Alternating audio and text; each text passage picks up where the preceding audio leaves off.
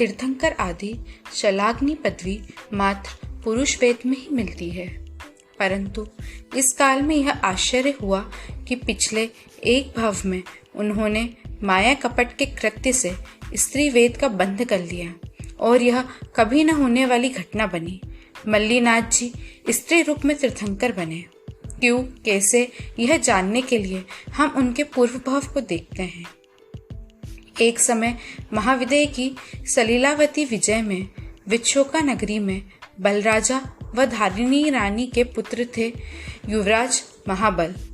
महाबल के 6 अन्य राजकुमार मित्र भी थे। इनके नाम थे अचल, धरण, पूरण, वसु, वैश्रमण, अभिचंद्र। इन 7 में परस्पर गहरा लगाव था। एक उम्र के पड़ाव पर आने के बाद बलराजा ने युवराज महाबल को राज्य सौंपकर संयम अंगीकार किया। उत्कृष्ट संयम पालन करते हुए उन्होंने अंतिम समय में चारु नामक पर्वत पर जाकर अंतिम आराधना संलेखना ग्रहण की। केवल्य ज्ञान, केवल्य दर्शन प्राप्त कर सिद्ध बुद्ध मुक्त हुए। अब महाबल राजा बनकर बहुत समय तक राज्य भोगते रहे। उनके अन्य 6 मित्र भी राजा बन चुके थे। 7 का लगाव भी बना हुआ था। कोई भी कार्य करते तब साथ करते। एक बार नगरी में धर्मघोष नामक मुनि का पदार्पण हुआ। उनका उपदेश सुनकर चिंतन करते हुए उन्हें वैराग्य उत्पन्न हुआ। तब युवराज बलभद्र को राजा बनाया। 6 मित्रों ने को साथ लेकर उन्होंने संयम अंगीकार किया। 7 मित्र उत्कृष्ट संयम व तप आराधना करते रहे। लघु से ही निष्क्रीडित तप, मास खमन, अर्धमास खमन, विभिन्न भिक्षु प्रतिमाएं आदि कई विभिन्न तप किए। अब महाबल मुनि के मन में एक बात कहीं से प्रवेश कर गई। मेरे पिछले भवों की आराधना की वजह से आज मैं हम 7 में सबसे श्रेष्ठ हूँ। इस बार यदि हम 7 समान आराधना करेंगे तो आगे के भव में भी एक समान बनेंगे।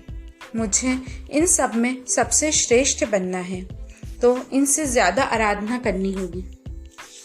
बस मन में कपट आया, माया करने लगे।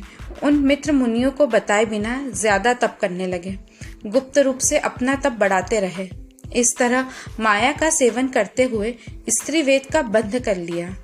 इस तरह उत्कृष्ट आराधना करते हुए तीर्थंकर बनने के 20 बोल की 1 से ज्यादा बार आराधना करते हुए उन्होंने तीर्थंकर नाम कर्म का बंध कर लिया।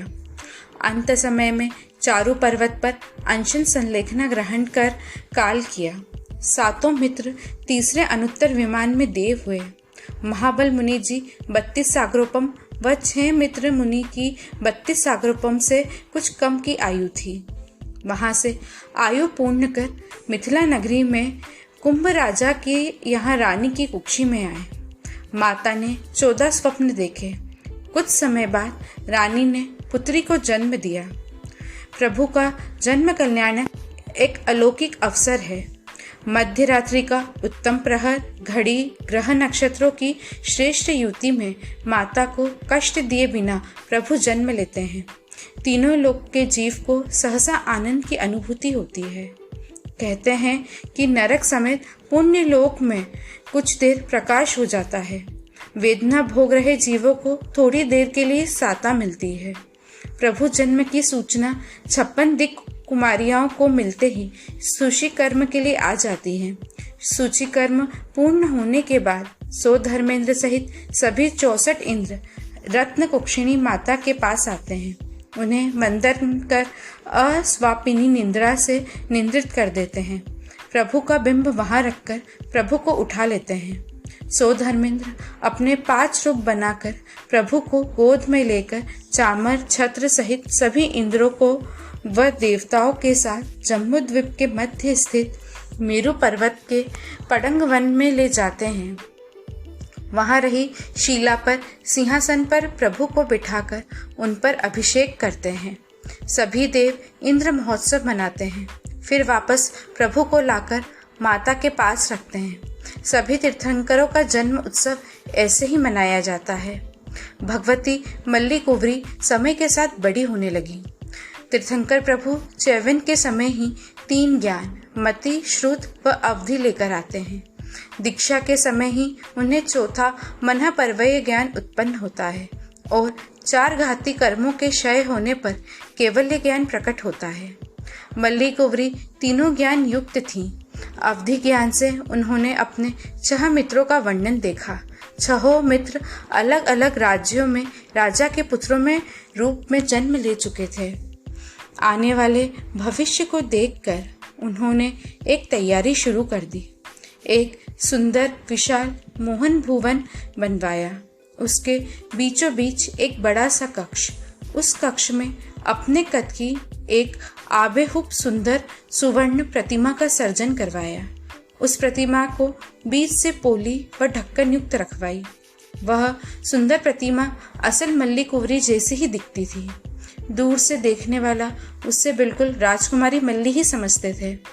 इस प्रतिमा को उस विशाल कक्ष में रखवाकर उसकी दीवार के बाहर 6 कमरे बनवाए, जहां 6 राजकुमार के एक खिड़की से वह प्रतिमा देखी जा सकती थी। राजकुंवरी भविष्य की तैयारी के रूप उस पोली प्रतिमा का ढक्कन खोल प्रतिदिन अपने भोजन में से एक कोट डालने लगी थी। ढक्कन खोलते ही वह भोजन सड़कर उस कक्ष में दुर्गंध का भयानक वातावरण खड़ा कर देता। कुंवरी यौवन में आई। अत्यंत सुंदर उस कुंवरी की लावण्यता की गाथा सब दिशाओं में फैल गई। कई राजा राजकुमार उसे पत्नी बनाने के प्रयास करने लगे। यह गाथा मल्ली कुंवरी के पूर्व भव के 6 साथी और अब राजा बन चुके मित्रों तक भी पहुंची। पूर्व भव का स्नेह का बंधन उजागर हुआ। वे 6 मित्र मल्ली कुंवरी को प्राप्त करने के लिए अत्यंत व्याकुल बन गए।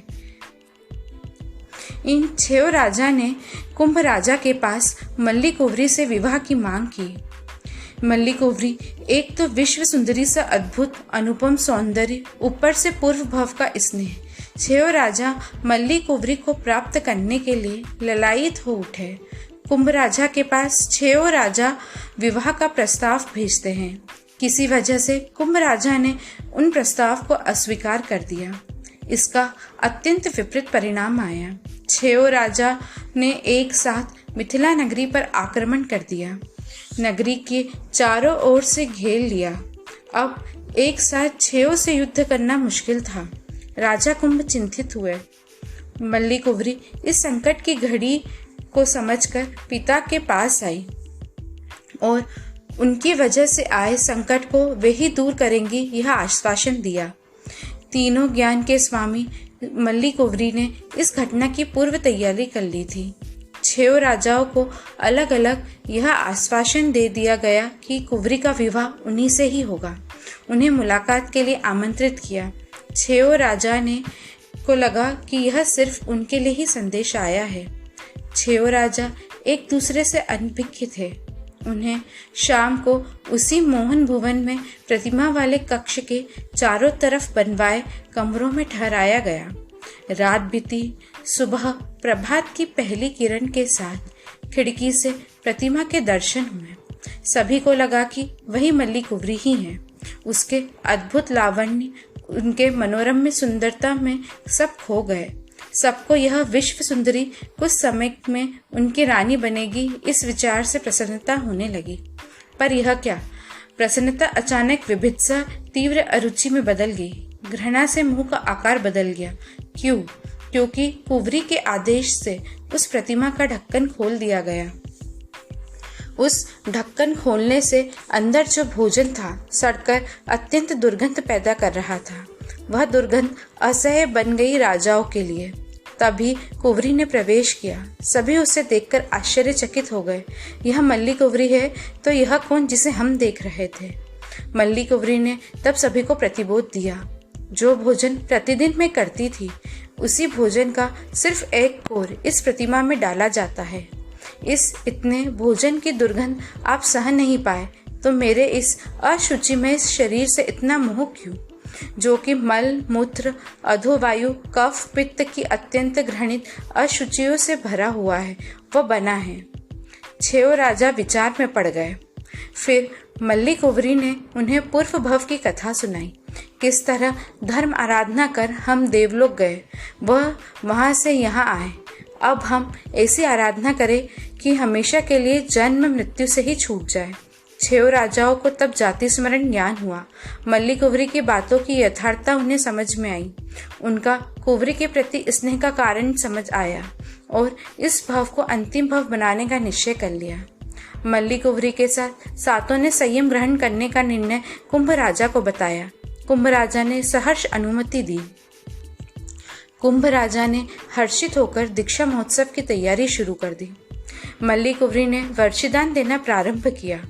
तीर्थंकर प्रभु दीक्षा से पहले प्रतिदिन 1 करोड़ 8 लाख सुवर्ण मुद्रा का 1 वर्ष तक दान करते हैं। कुल 3 अरब 88 करोड़ 80 लाख सुवर्ण मुद्रा। यह धन शकेंद्र की आज्ञा से वे श्रमण देव लेकर राज भंडार में रखते हैं। 1 वर्ष पूरा हुआ तब 9 लोकांतिक देव आकर प्रभु को दीक्षा लेकर तीर्थ परिवर्तन करने की विनती करते हैं। यह तीर्थंकरों के लिए बोध नहीं, मात्र इन देवों का एक आचार होता है। तीर्थंकर किसी के बोध से या किसी निमित्त से नहीं, अपितु स्वयं बोधित होते हैं, स्वयं बुद्ध होते हैं। 1 वर्ष बाद मल्ली कुंवरी 300 स्त्रियों व 300 पुरुषों के साथ दीक्षा लेती हैं। उसी शाम उन्हें कैवल्य की प्राप्ति हुई। तीर्थंकर जब दीक्षा लेते हैं तब से कैवल्य की प्राप्ति हो तब तक का काल उनका छद्मस्य काल कहलाता है। मल्लीनाथ जी का छद्मस्य काल सभी 24 प्रभु जी में सबसे कम रहा। कैवल्य प्राप्ति के बाद उन्होंने तीर्थ परिवर्तन किया।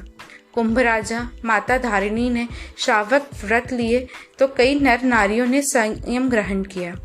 इस तरह संघ स्थापना हुई। 28 प्रमुख शिष्य यानी गंधर्व, कुल 40,000 साधु जी व 55,000 साध्वियाँ जी उनके शिष्य परिवार में थी। कई वादी, मन परिवेय ज्ञानी, केवल ज्ञानी आदि भी उनके गण में सम्मिलित थे। भगवान मल्लीनाथ जी के केवल्य प्राप्ति बाद भव्य जीवों को उपदेश देते हुए विचरने लगे। कुल 55,000 वर्ष आयु पूर्ण होने पर पादपोगमन संधारा अंगीकार किया। 1 माह के अनशन के बाद वे निर्वाण को प्राप्त कर सिद्ध पद पर आसीन हुए। उनके साथ 500 साधु जी व 500 साध्वियाँ जी भी मुक्त हुई। कालांतर में 6 राजा भी सिद्ध बुद्ध मुक्त हुए।